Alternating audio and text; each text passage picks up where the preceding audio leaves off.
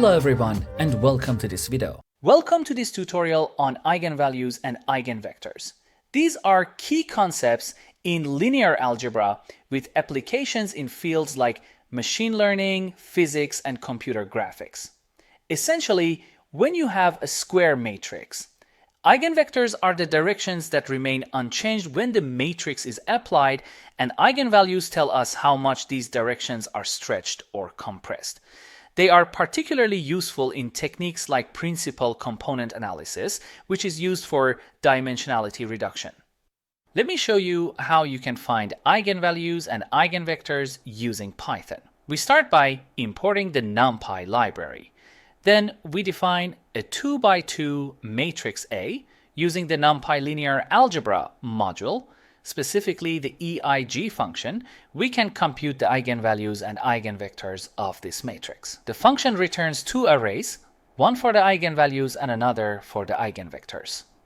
Now that we have our eigenvalues and eigenvectors, let's explore what they mean geometrically. We'll visualize these vectors to get a better understanding of their significance. So let's go ahead and visualize the eigenvectors using matplotlib. We start by importing the matplotlib pyplot module.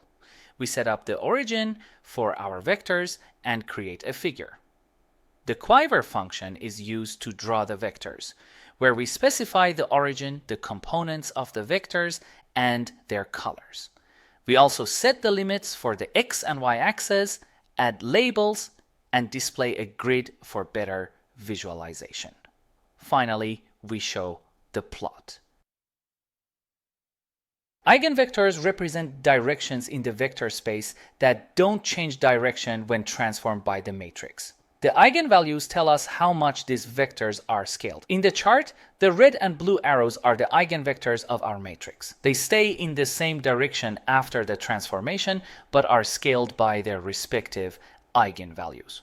Now, let's talk about the application of eigenvectors in principal component analysis, or PCA. PCA is a technique used to highlight variation and reveal strong patterns in data. It uses eigenvalues and eigenvectors to transform the data into a new coordinate system. The first principal component captures the greatest variance, the second captures the next greatest, and so on. This is why PCA is so powerful for understanding the intrinsic properties of data.